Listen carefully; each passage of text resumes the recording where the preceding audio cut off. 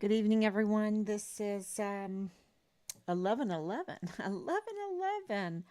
That was yesterday. Today is 11:12. Here we are at 11:12. Something is happening. We're having a zeitgeist.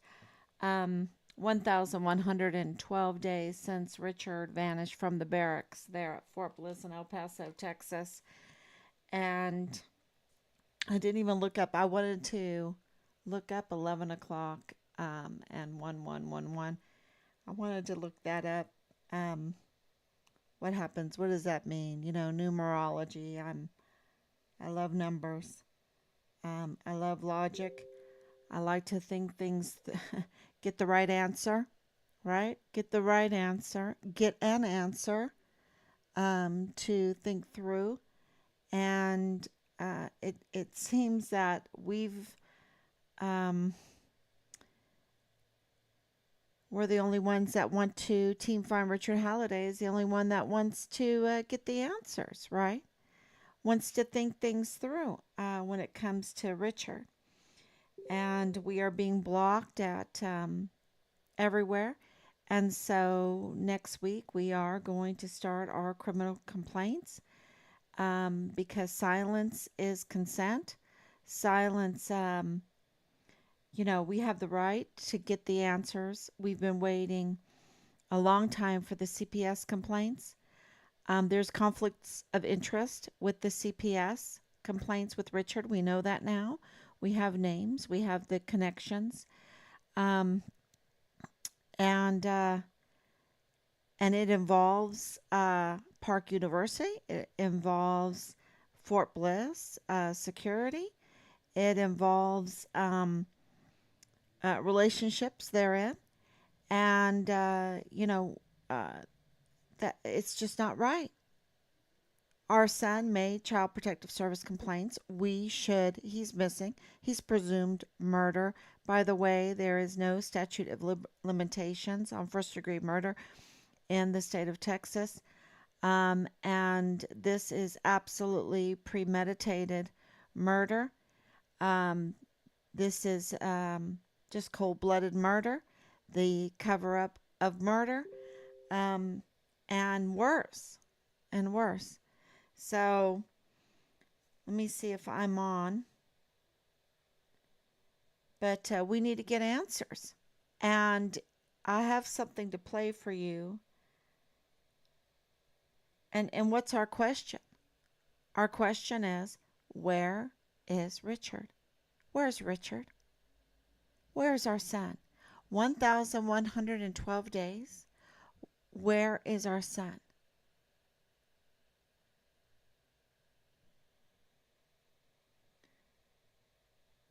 Okay, here in the state of Texas.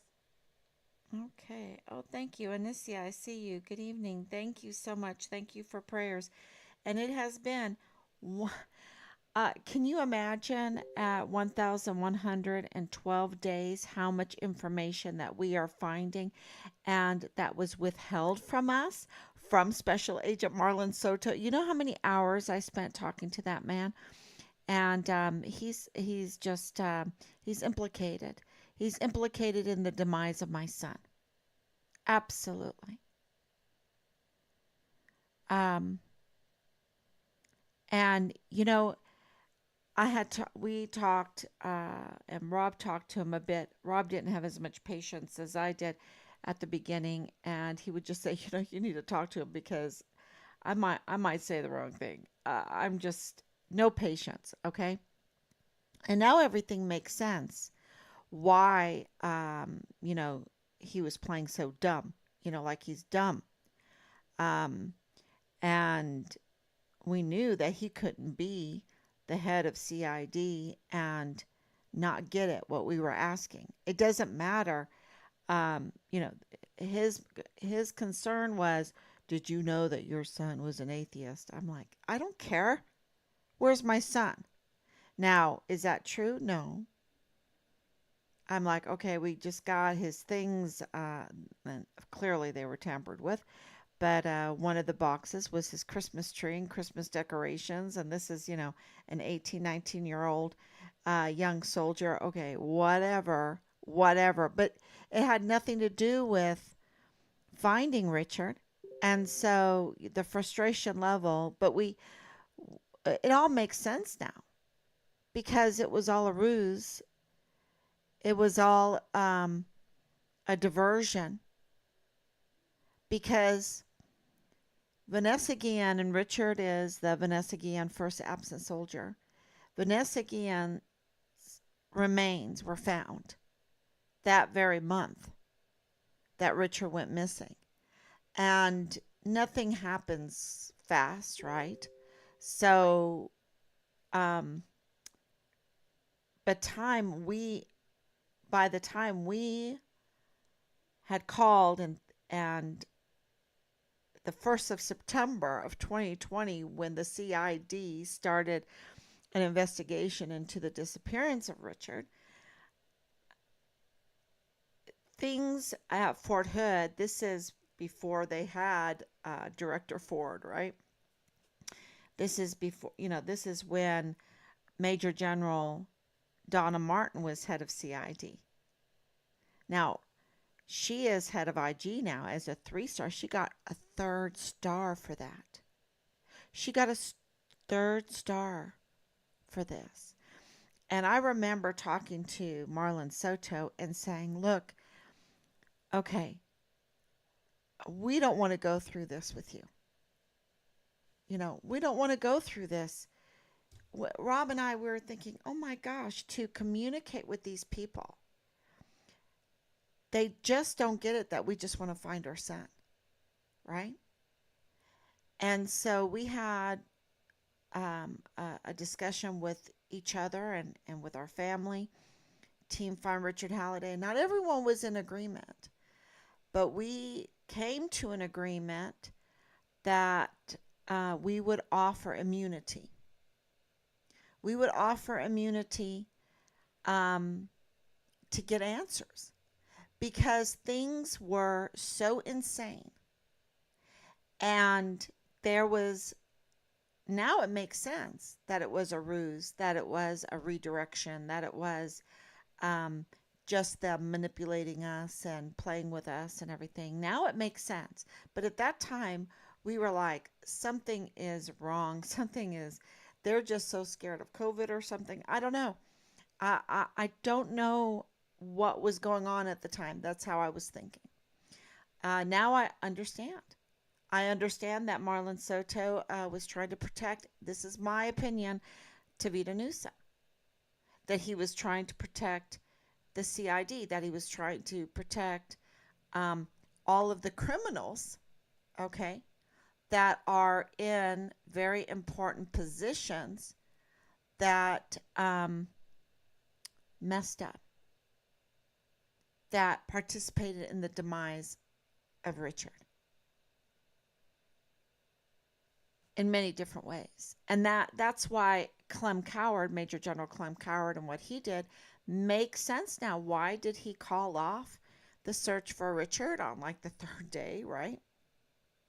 I mean, that's why it took till the 1st of September before the CID finally opened up an investigation on Richard. Now, Richard had an investigation because of his CPS complaints, his Child Protective Service complaints, and the CID complaints against all kinds of things with the unit, and I believe it extended out. And it might involve Park University or the professors there at Park University or even Thomas Cain, because Thomas Cain was and is a Park University professor. But he also was during Richard's time, just until recently, the chief of security of all of Fort Bliss. And I will also say that the CPS handling of Richard, because remember, Richard showed his frustration of the way they were handling and putting children in danger. He made the boom, boom, boom, 3. Come on, y'all. Every time giving more information. Look, children are being hurt. Children are being abused. Children are, and absolutely, um, I think there's a connection then with the Hart family, with the Hart house.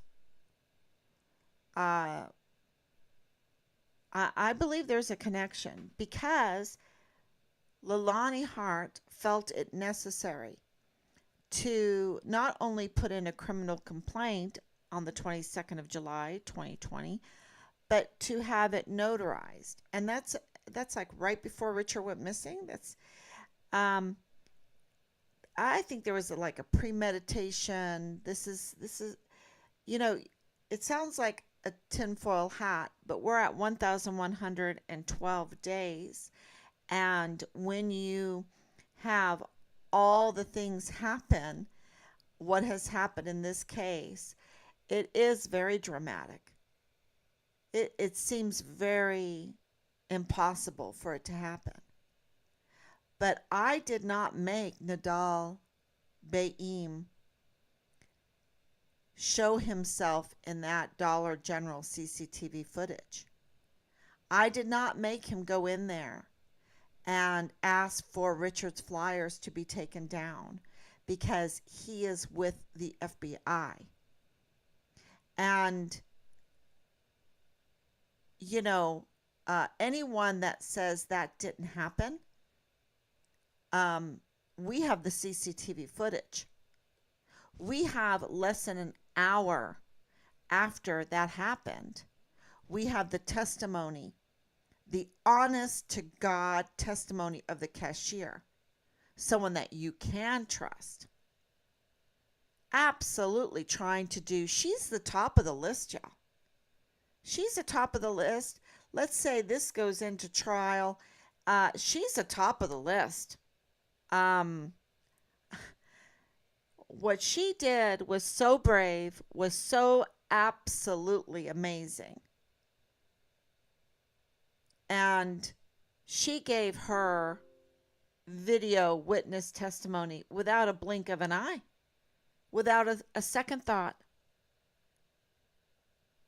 And everything she said was corroborated very soon after. I mean, I went to the back office with my husband and we got the CCTV footage, and everything she had just told me that happened less than an hour before then was corroborated on the CCTV footage. Perfect. And isn't it interesting, right? That the FBI took over the case that day in October. They took over that case because we turned that in right away. When they saw that, they took over the case.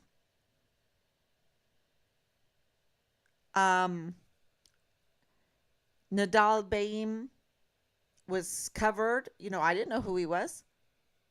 But, you know, the FBI, the CID, they had 36 days to organize, to spy on us. They absolutely spied on us because of all of those conversations that, you know, that I had with the CID. And,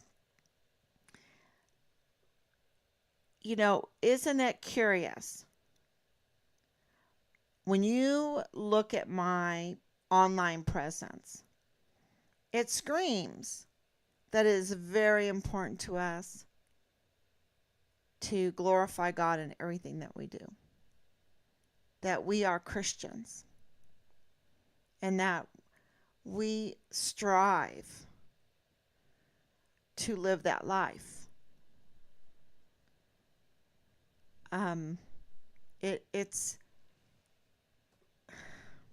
It's always a challenge, especially in today's world, especially under the financial strains that our governments have put us under needlessly, needlessly,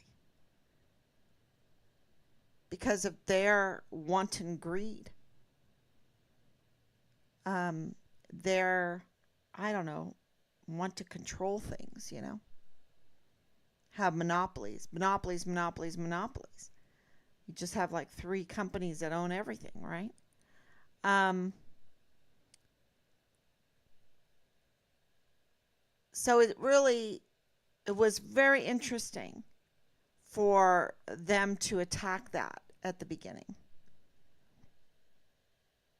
And but what they didn't know is that we're aware of those attacks. I mean, we're a homeschool family. We've been living through that kind, to stand up, um, to be in Germany. Germany, it's illegal to homeschool, but because we're under the SOFA agreement, we were given that opportunity. Um, Making a long story short, in Ireland, Germany is the only European country that I know of, um, that it is illegal to homeschool because of Schulpflicht, because of Hitler putting in the Schulpflicht, because of course his evil deeds wanted to control the children, right? Um, so they've never gotten rid of that. In Ireland, it's not common to homeschool. It's not common at all, but they allow it. And it's not like the United States, y'all. Germany's not. You got neighbors that are like, well, what are you doing? And to be a Christian today, unless you live in a Bible Belt, I mean, we're in South Carolina right now, which is awesome, really refreshing. So many opportunities for homeschoolers and for Christians. But what Marlon Soto didn't know is that we were prepared. We've been prepared. I don't know if Richard was totally. I think maybe um, his life was so wonderful that when he saw what was going on, that what he was reporting, um, I think he was bold enough to do it and to call them out and to think that the authorities would be on his side. And I think that was a mistake because we have the names now. We know the authorities were had chosen the other side, the pedophilia side, the child sex trafficking side, the grooming to these sex cults, these doggy mass sex cult side, the making money through weapons or equipment, smuggling, the drugs, taking advantage of our young volunteer sons and daughters, making them part of their business plan to do no good to them. With the bringing in the girls during the COVID, they didn't want to stop their business and they were allowed to do it because the command allowed it. And this grooming, these sex cults, the insanity of the pedophilia, and all of the abuse of the system to rob the American people, to rob the military of its equipment, of its weapons, of its ammunition, to do these kind of things, was greenlit by the 44 four-star generals, y'all, and admirals. The admirals are the ones that were in charge of the emergency intake center where there is over now, it's supposedly it's been closed down, who knows, um 85,000 unaccounted for minors. Now, when you have $1 trillion military, you don't have admirals that don't know how to count, that don't know how to record, that don't know how to keep track. And these are minors, these are people. And they're not just people, they're young people, they're children. So, and where is the outrage on that? It's, to me, it's totally outrageous. So when Soto was talking hours with me and I was getting frustrated, Rob was like, better you than me, because where's Richard? Did you tell him we just want to know where Richard is? Where's Richard? Why aren't they flagging the unit? Why don't they have the hills clicked together? Why are they so secretive?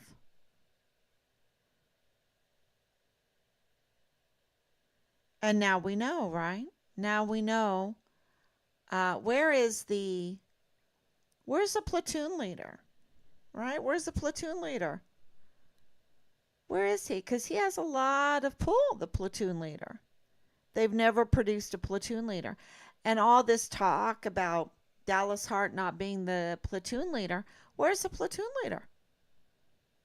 Where is Dallas Hart's pictures doing other things, and where is the picture of the platoon leader for Richard? Why did everything have to be taken down and scrubbed? Like we're going to use it against them? We offered immunity. We were offering immunity.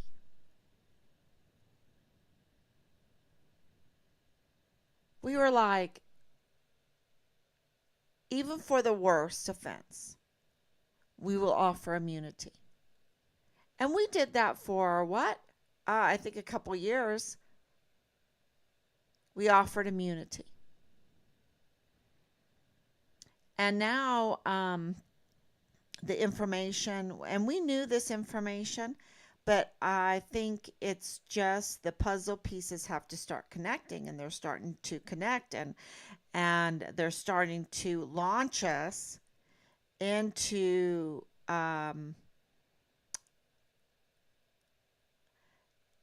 into the fast lane.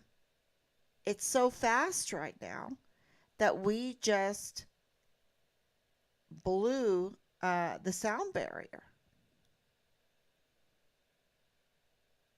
because we knew that Richard was taking courses. And when the intel came in, it's like the intel about the leaks. Uh, when the officer of the court called us at the beginning of 2022 and said there are leaks. We're like, okay, I'll write this down, but I know there's leaks, and we just had a meeting.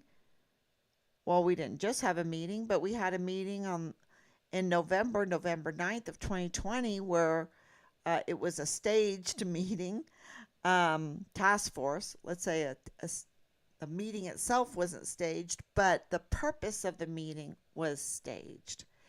And we took a lot of effort to put together the evidence that there was leaks coming out of the CID,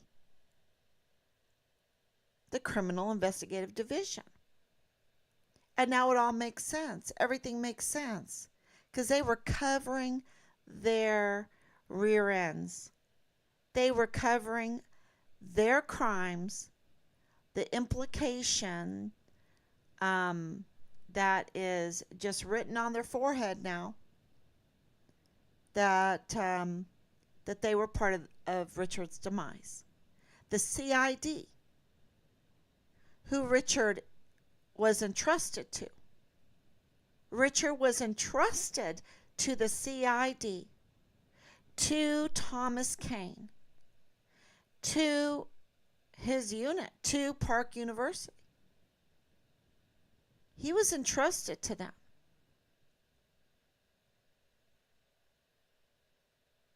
And they knew that he went missing because we have screenshots of those that, you know, why if you're a high level person at Park University and you have nothing to do with Richard's demise uh, or any fear of the repercussions of it, why would you be watching and intently? You know, I feel like the people that would be watching, would be the main suspects. Of course, um, Dallas. Of course, Leilani Hart. Of course, Tavita Nusa. Of course, Marlon Soto. Of course, Major General Clem Coward. Of course, so many that would be following. But I think, in the Hart family, it would be James Hart. He would be the one that would be really paying attention because he has the most to lose. He still has a job at the VA. At the VA, part of the board to decide on who gets disability and who doesn't. I think some letters need to go to the VA.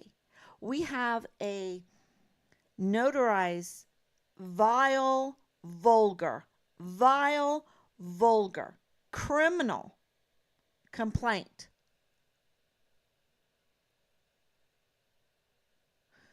Affidavit by his wife.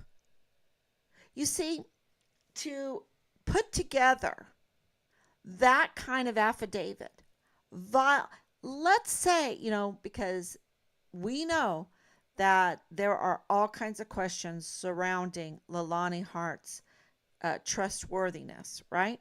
Because she has over and over and over again put in these false complaints at Park University against the faculty there, even when she wasn't a student. So we know that. But, was she really serious in that? Or was she hired to do it? Was she part of some kind of little business cabal, criminal cabal to do it? Maybe those that didn't want to, participate in the Vanity Fair, well, we'll just put in a little criminal complaint about them. Or we'll put in a little sexual harassment complaint. We'll make their lives hell so they leave, right? Maybe we'll just put in. Anyway, did those get turned in? So we believe at this point that Park University did not let the right authorities know what was going on at Park University with all of these complaints. Okay. So that puts a lot of pressure on Thomas Cain because Thomas Cain knew what was going on at Park University, and he knew, as being one of those authorities that Park University would need to contact to let him know officially what was going on there. He didn't get it. So he knew that laws were being broken. And, I'm just trying to, there's so many fronts in this case. It makes people dizzy. But you got to stay with this because we cannot let this go unanswered. When you have the CID from the very beginning, before we, and this is my opinion, before my husband even called, they were already conducting military operations against us to hide what happened to Richard. Partially because of Vanessa Guillen and that situation. Many people lost their jobs. Partially because of what happened to Enrique Roman Martinez. Partially because of what happened to Austin Hawk. But I think it was because of what was happening right there in the CID office on Fort Bliss. I think it was its connection to the CPS, to Park University, to the security there on Fort Bliss, to the command there, to the JAG, to the VA, and to, I believe, that there is a common denominator of the Church of Jesus Christ of Latter-day Saints, and I believe that there is this common denominator with Park University. This connection. I mean,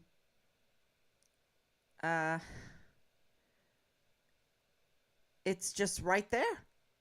All their histories. And this Fort Bliss clique of high, people that were in authoritative situations still are. And I believe it reaches out into the civilian world. But right now we're on Fort Bliss.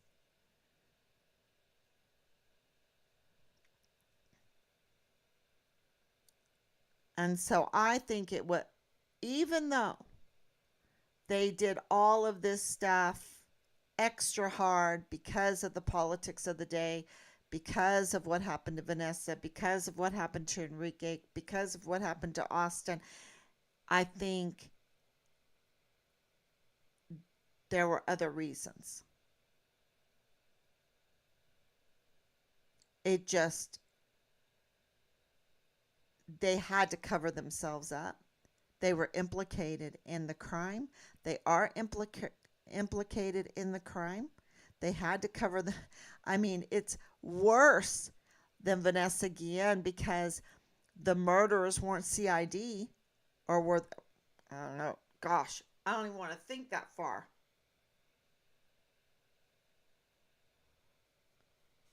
I, I don't even know what to say because of how they handled Austin Hawk's case, how they handled Enrique Roman Martinez's case, how they handled Elder Fernandez, how they handled um, Vanessa Guillen, how they handled all these, Lavina Johnson.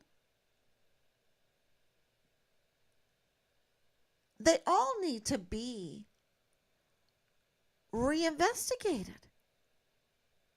because with Richard's case, every case that Marlon Soto has touched needs to be reinvestigated. Look at Judge Robert Shook. He has not answered us. Not even, I received your request. I'll get back to you, or, whatever.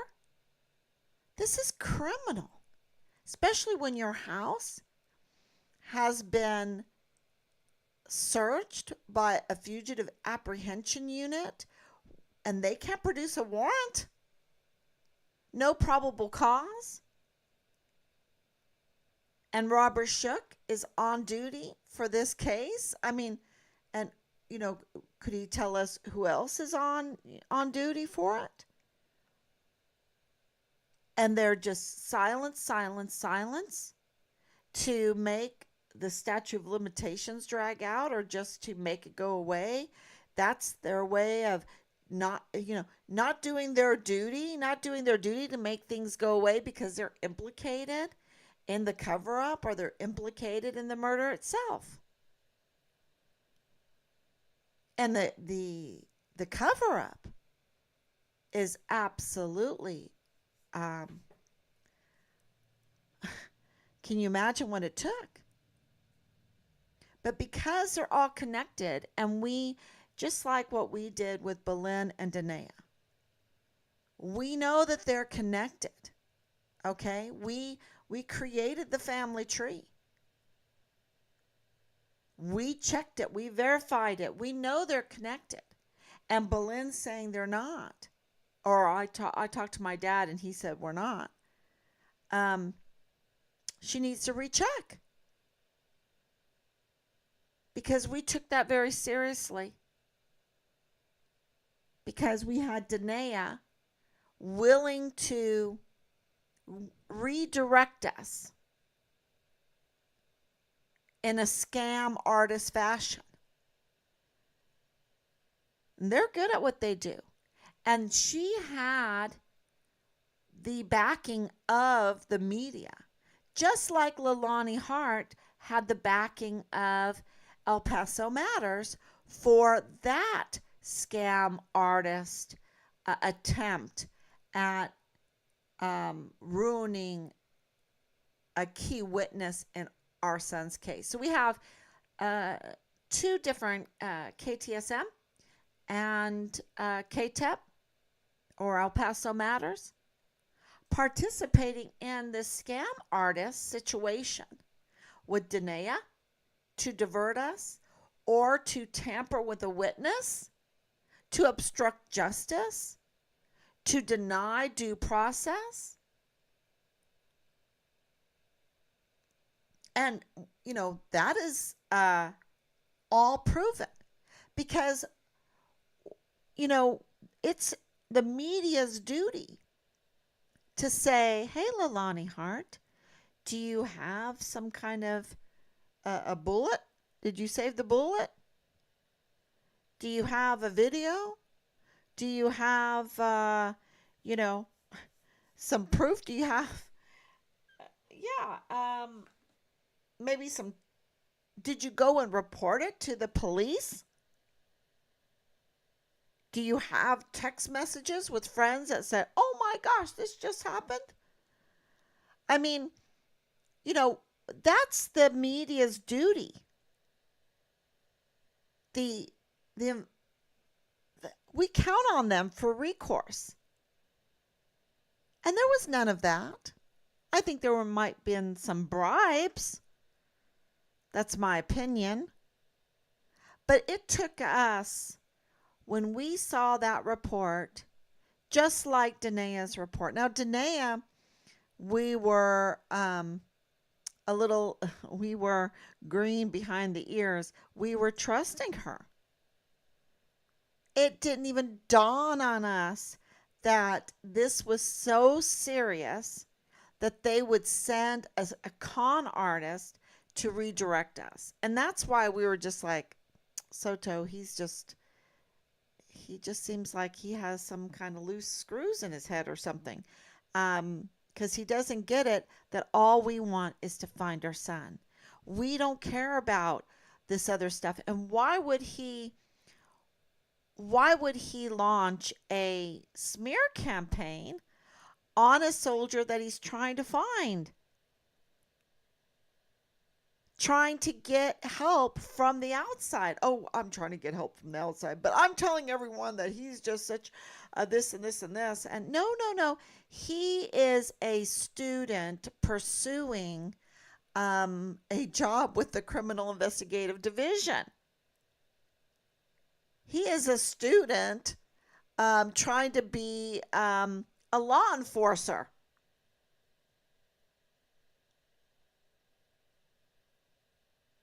By the way, you should say he's a Christian trying to be a law enforcer. He's a Christian that loves his mama. And I have the text messages to prove it, and they know it.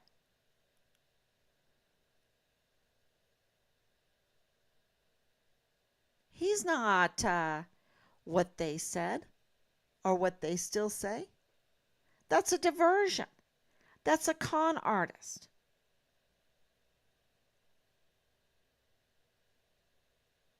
And we got that pretty quick, but Danae hoodwinked us for a while, and we didn't understand why the CID did not bring her in and question her when she had this, really great information.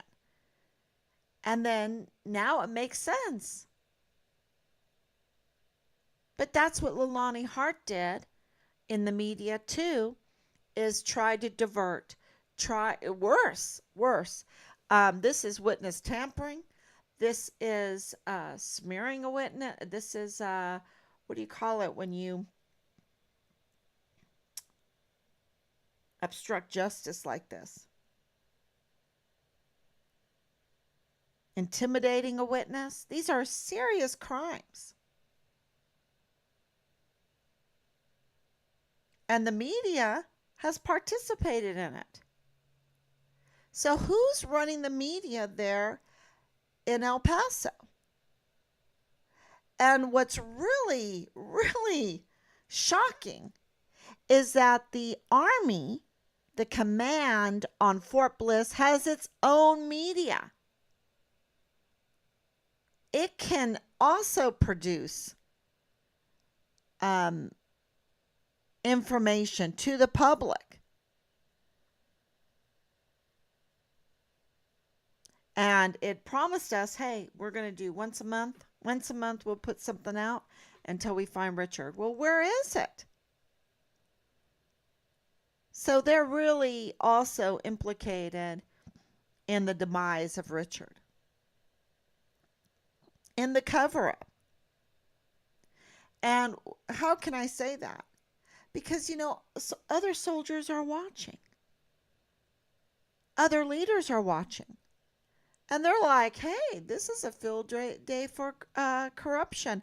It's either I need to get out or I need to be a participator in the Vanity Fair. I need to start treating my soldiers so badly. I need to start treating them as a business plan and selling them some drugs because I can get away with it.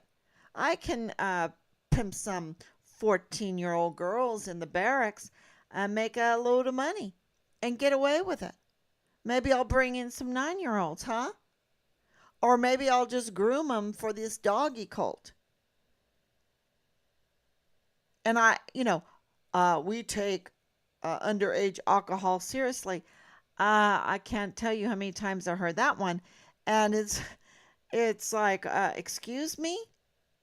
You have the class 6 right beside the barracks. Right beside the barracks. So you will know them by their fruit. And their fruit is rotten. And I think for the person that's really watching as far as one of the suspects, I think it probably is James. Because I've been really thinking through this. Who has the most to lose here? And, because number one, his wife has provided pictures to the public of, maybe he did, of, like, oh, these are the extra wives, like he's a bigamist or whatever. I don't know. Then she's provided a notarized affidavit, criminal complaint affidavit, that shows that not only is he a pedophile, but he is brutal because he's grooming his own to be pedophiles, to rape each other. Then he purchases firearms illegally, and then he threatens his own family with the firearms, and then he threatens the 7-year-old that is being sexually assaulted. I'm going to kill you. I mean, these aren't my words. These are Leilani Hart's words that she notarized. And he's not up in arms. Travis is not up in arms. Texas is not up in arms. Dallas is not up in arms. They're not calling and saying, look, this is, this is crazy.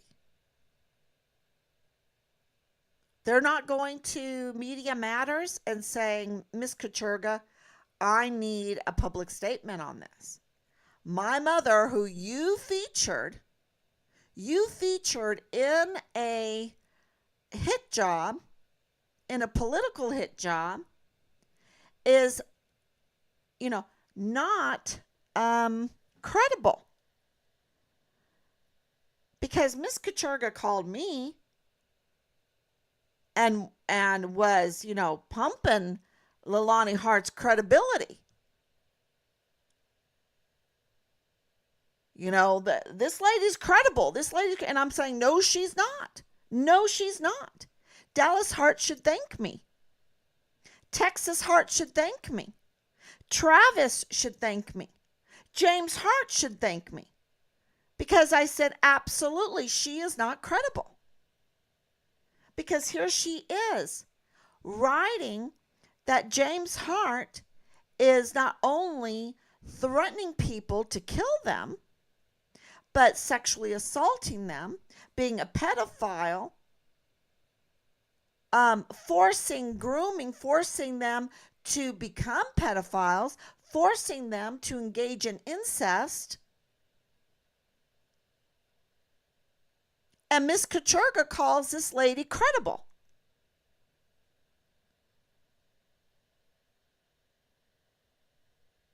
When James Hart tells me on the phone that, I just got a call from the CID that they said that I was clear.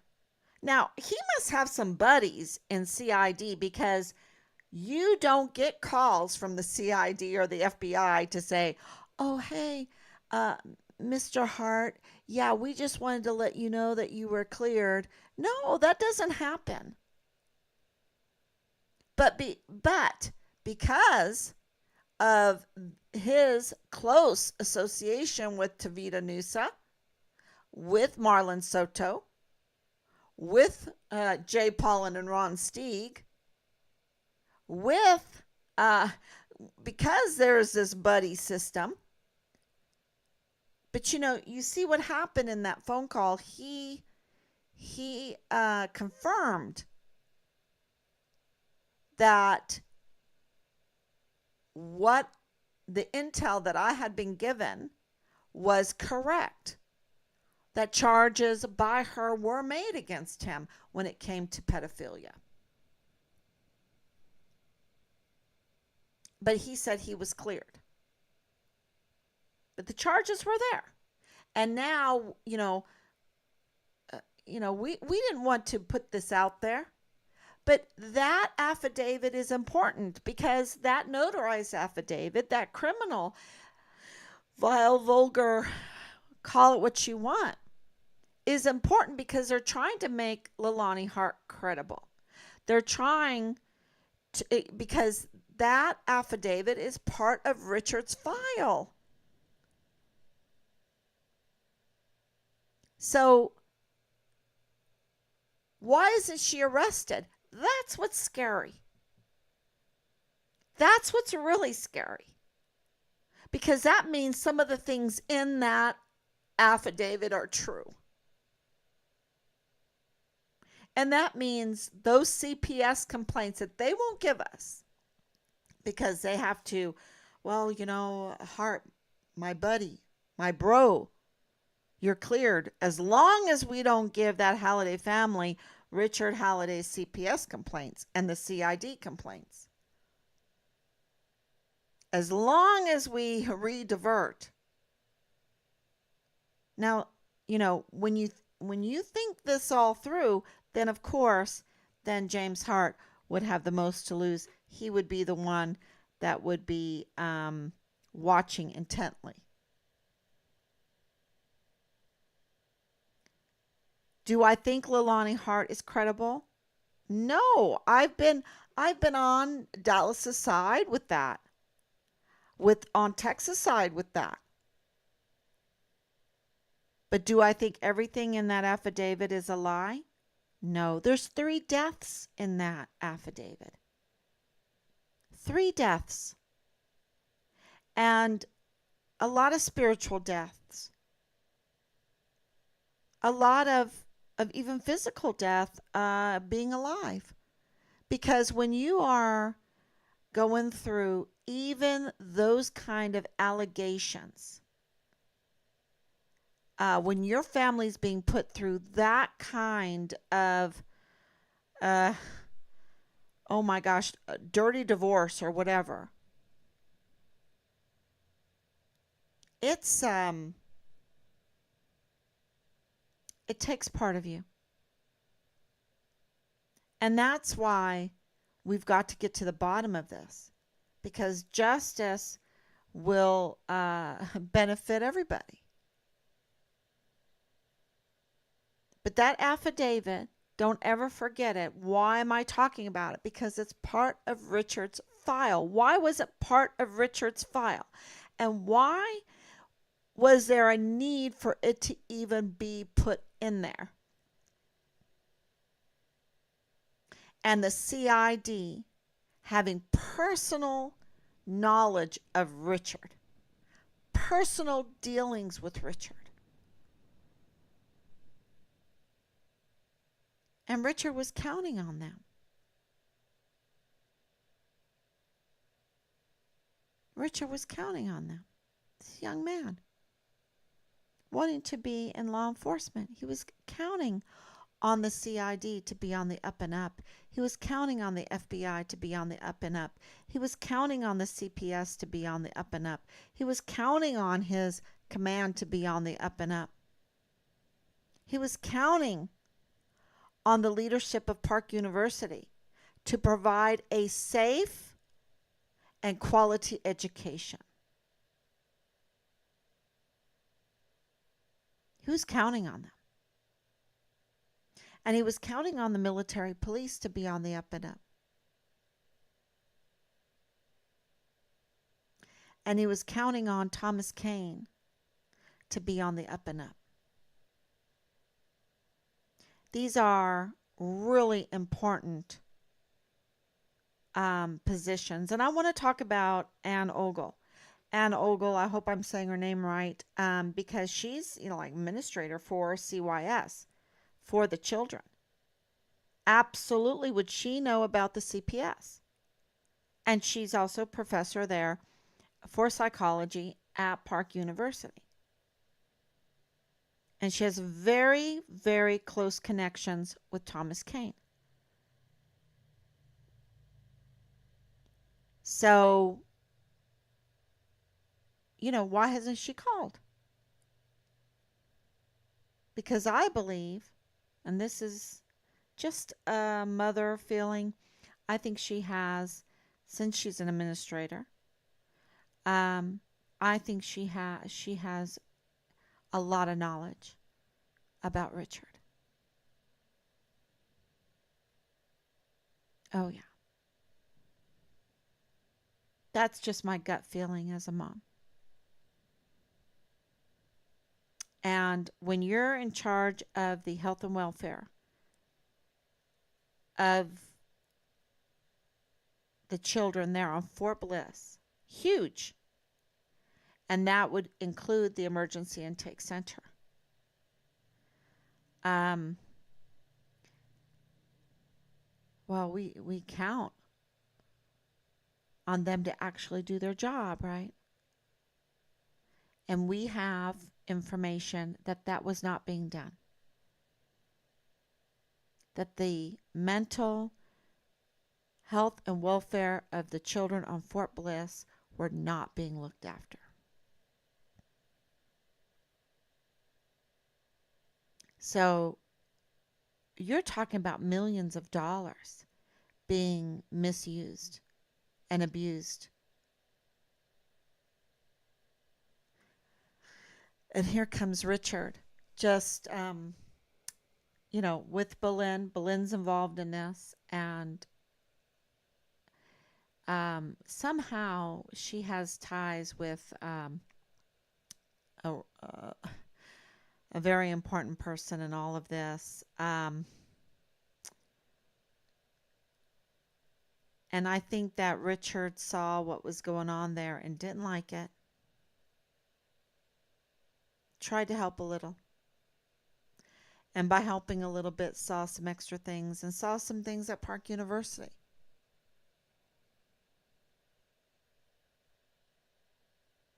I don't know. He saw some things in Qatar for sure because that's where he was really, he did a 180. He went from, yeah, I'm going to make the military career to no way, no way. And I know my son, he had to have seen something really bad. Because, this is the thing that we've proven during these whole 1,112 days now is, we have been so retaliated against. And we've taken it. People do not even know half of it behind the scenes. And we've taken it. So, and I think our children have taken it beautifully.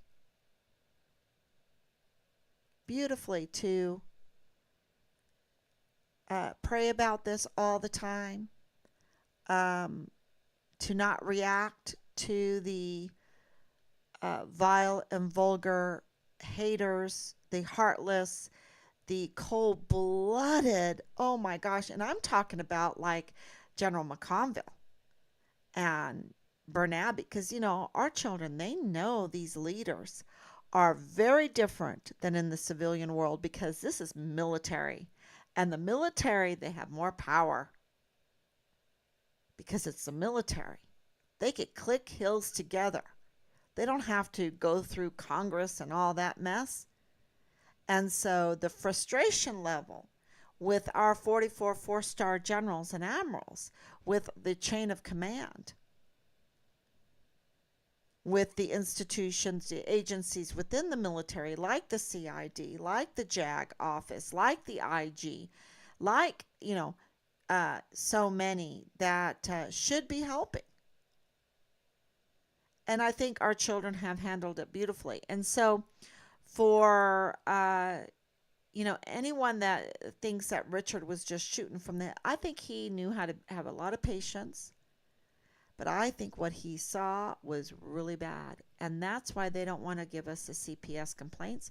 That's why they don't want to tell us what's in those sex videos that he turned in. That's why they don't want to give us what's in the CID complaints that he did. And I think Leilani Hart's criminal affidavit is a peek into what Richard was complaining about, because that affidavit's part of Richard's file.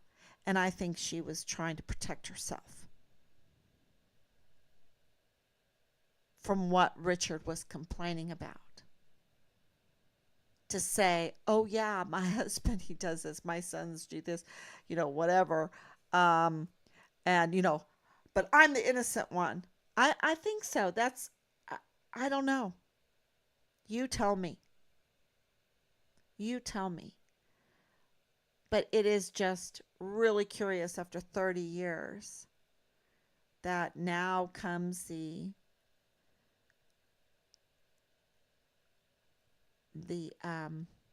notarized affidavit. After everyone's telling me, everyone that I've talked to, oh, she's not reliable. She makes a lot of trouble. Everywhere she goes, she makes trouble. She's just trying to use the system. She's just trying to abuse the system. So was she just trying to abuse the system with this affidavit?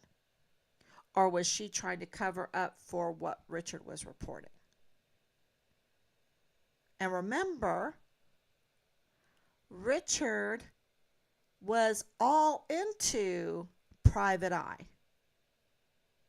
He was all into observation. He was all into gathering evidence. So where is this like journal, right? So I have to keep a journal. Where's the journal? My husband's been writing a journal ever since I've known him. Um, we're going to have our 35th wedding anniversary. Um, so uh, we have the intel. There's some things written down. There's video tampered with, video missing. Well, that would be Thomas Cain. And we have an officer of the court that says bodily harm was reported, bragged about.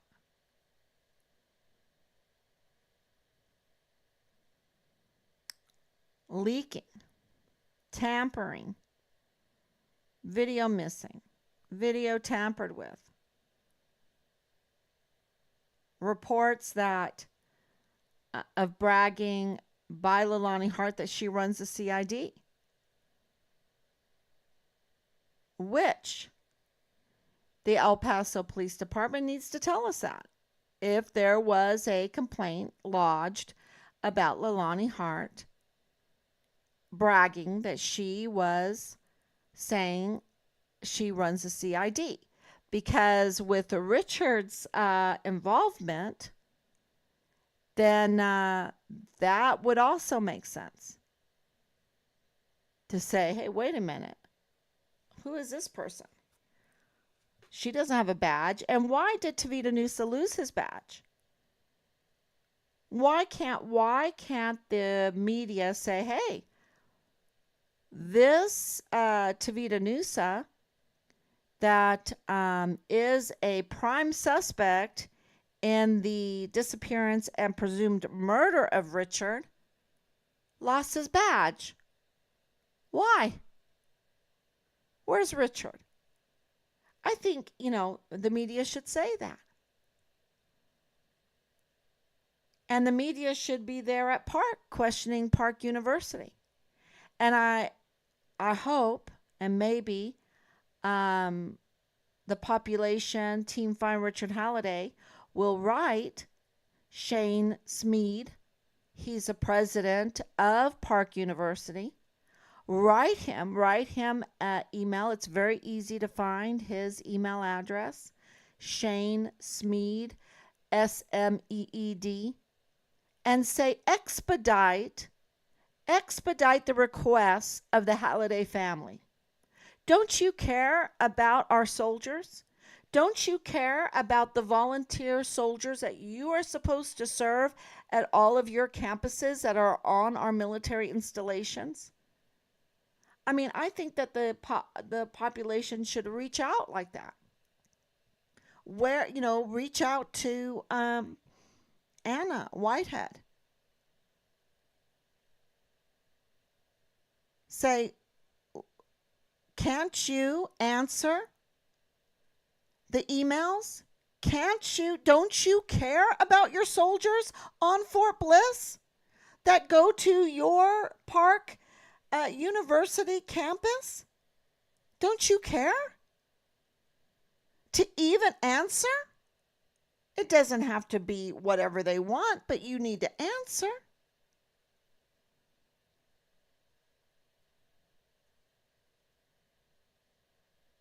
I mean, they have no problems taking the money of the American people, and that they're investing in our volunteer sons and daughters, the soldiers, the service members. They have no problem doing that. They have no problem getting all the benefits of having the brick and mortar for free. So why can't they answer our requests, our questions?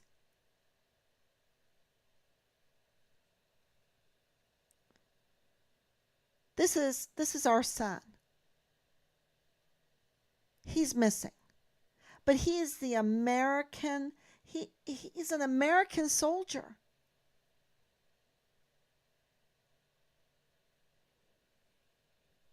God's children are not for sale. And they're not to be treated like this. And our soldiers can't be treated like this. Our service members can't be treated like this. You know, to have a healthy country, you have to have good, hard money. Not digital, y'all. Okay? Not digital. Press a button and get rid of stuff, press a button, add stuff. No, no, no, no. No digital. The hacking, all that stuff. No.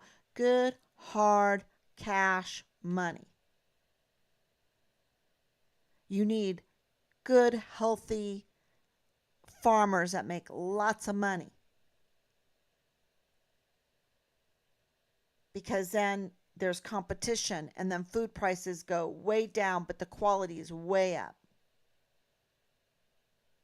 Then you need good defense. That's why we've given them so much.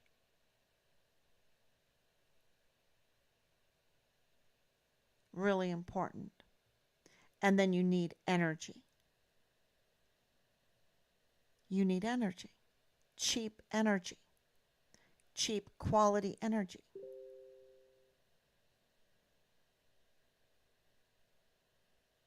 And that needs to be taught in every school. And then, of course, the most important is justice. That blind justice. Justice for all. And that means laws have to be followed. And that means Shane Smead of Park University should get back to us. Expedite it. This is an emergency. We've been waiting 1,000 plus days. And Anna Whitehead should contact us. Super important. And Thomas Cain should have contacted us. And Ann Ogle should have contacted us, in my estimation. I think absolutely.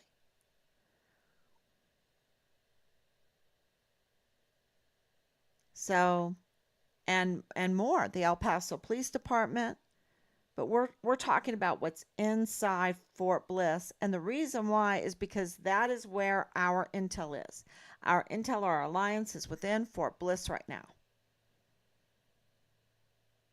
And that's why uh, that's where we're getting from Park University. They have professors that are acting unbecoming a professor. Okay, professors acting unbecoming a professor. Uh, Not just one, several, and none of it is getting reported. And this is all towards students. And that's what's going on. And Tom Cain is let that happen, knowing that not only do you have these complaints, well, maybe Lalani Hart was making correct complaints compared to the activities, compared to how these professors are conducting themselves. From what I'm hearing, there's a problem on the conduct of professors on Park University on Fort Bliss.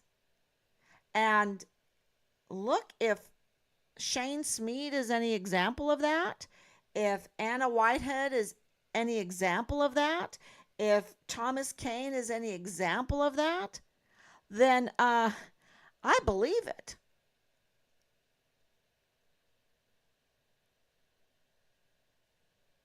I believe it. And I think they're implicated right now. I think they're in big trouble. So, with that, I wanted to play. Thank you so much, Anicia. Thank you so much, Nalida. Thank you so much, Prayers for Justice. Thank you, um, Eddie. Good evening. Thank you so much. Exactly. Why would they be watching and following your lives? Exactly. And thank you, Dawn, and thank you, Grace. Thank you so much for your prayers and your love. Um, and I wanted to play um, this little clip. It's pretty long, um, and it is of Senator Graham, Lindsey Graham. And when I watched this, the frustration level went way up. Not so much because of the new information coming out of the Hunter probe, the Biden family scandals and stuff like that. That's not what frustrated. I mean, that's frustrating. I understand, but what Lindsey Graham was saying when he threw us out on the pavement, when he didn't even meet with us, when he doesn't even care about our soldiers, and but he's such a warmonger, and it's so schizophrenic, right? And I think he really has it's evil. It's either evil or it's schizophrenia, right? One or the other. One or the other. So I wanted to play this because I feel the same way what he's talking, but he did. There's a story in the Bible where this man owes his boss or a tax collector, local tax collector, some money, and he doesn't have it. No, that's not how the story goes. There's a local business owner that owes the king a lot of money, did not pay his taxes. And the king brings him in and gets him down on his knees and says, "Where's my money?" And the business owner is like, "I don't have it. Have mercy on me. Have mercy on me." And the king decides to make a long story short, has mercy on him and lets him go. And he's like, "Woohoo, I'm free of debt. My debt is forgiven." And he goes home and he sees a guy on the street that owes him like $10 or whatever. And he gets his thugs and he says, "Get that guy. I need my money." And the guy doesn't have the money, and so he's like, "Beat him up, put him in prison, whatever. And the king hears about this and brings this guy in and says, "What the heck are you doing? Didn't I forgive you tons of money? And now you don't have grace on somebody that owns you just $10, right? It's a small portion of money. What are you doing? You're a goner. You're a goner. You're out of here. You're in prison. You're whatever, debtor's prison, whatever." Um, and so that's the story with Graham right now. He wants what he wants, and he feels like he's being slighted, or the Republican Party's being slighted, or whatever. And yet he doesn't even do his duty as a senator, my senator, South Carolina. He doesn't even give us a time of day. And I know for the perpetrators of the demise of my son, that might make them happy. They want to get away with their pedophilia. They want to get away with murder. They want to get away with torture. They want to get away with dismembering. They want to get away with hiding the remains and, whatever they do. So they might be happy about hearing that. But for us that want children to have a safe life, that want our soldiers to be treated properly, that our service members need to be treated properly, not in danger in the barracks room, not in danger on a military installation. For us, this is very frustrating. So let me play it.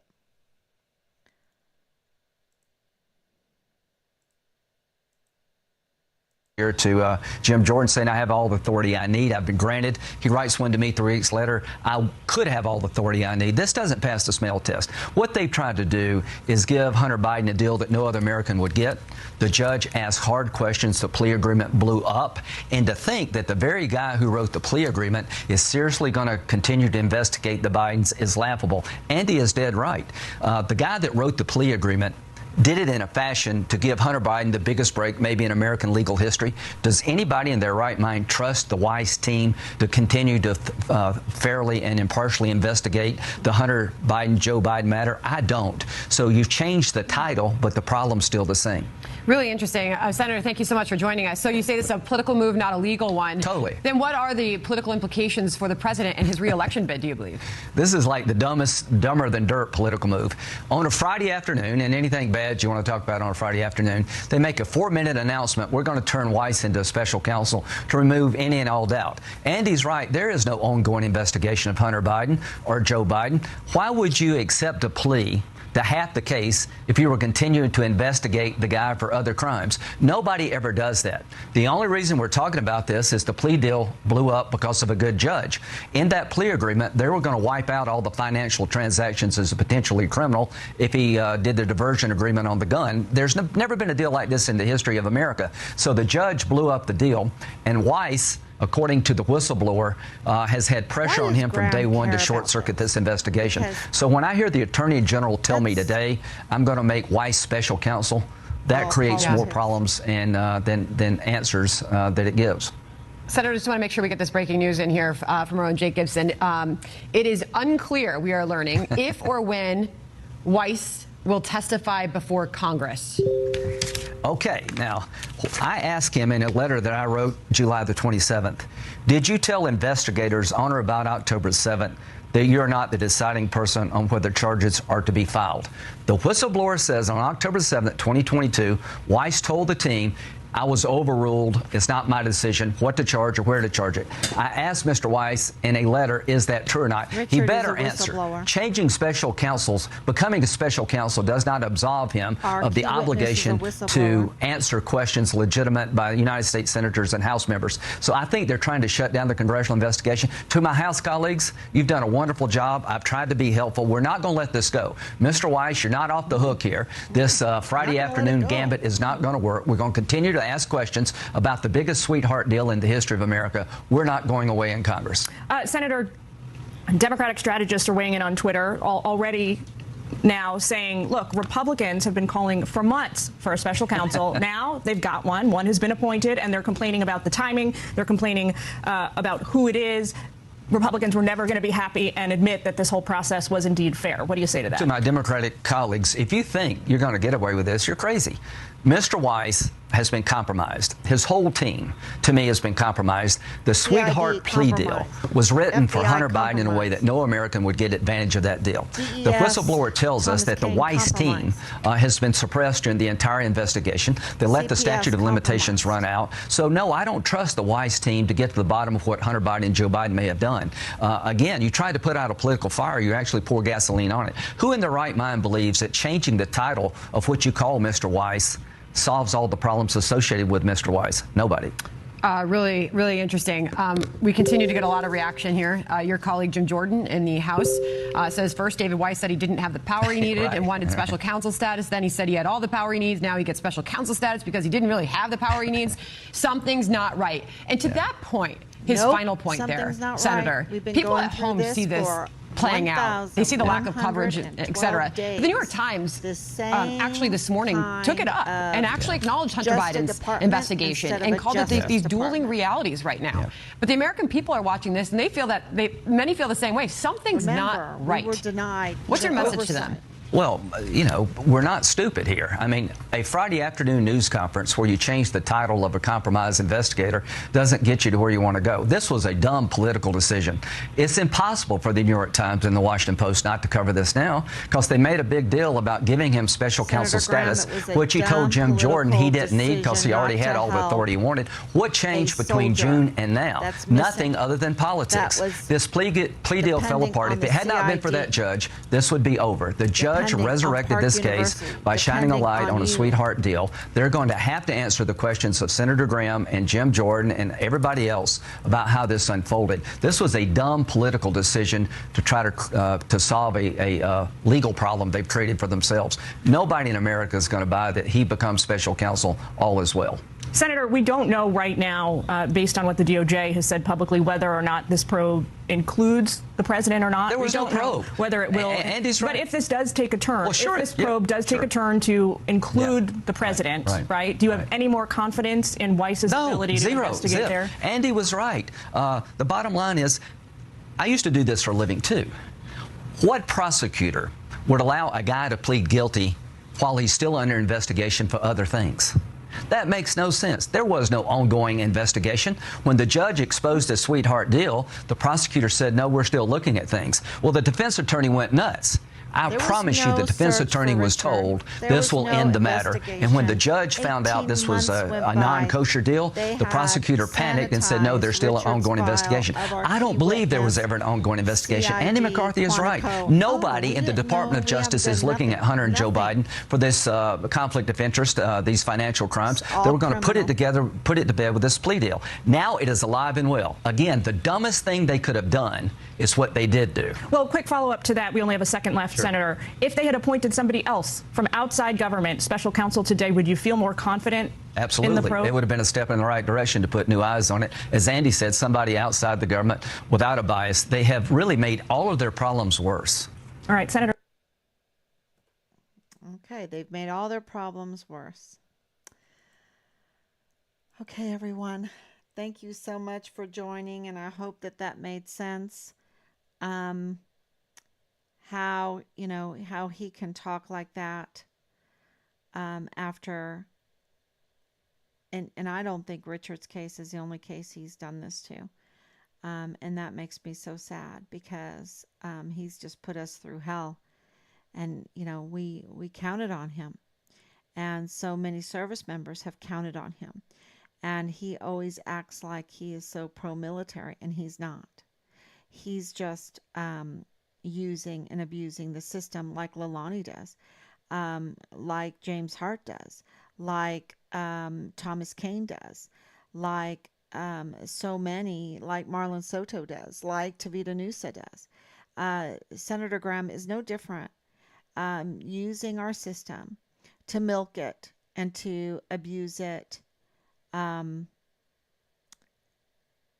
hurt so many people along the way. All right. Thank you so much, everyone. I'll be back tomorrow, God willing.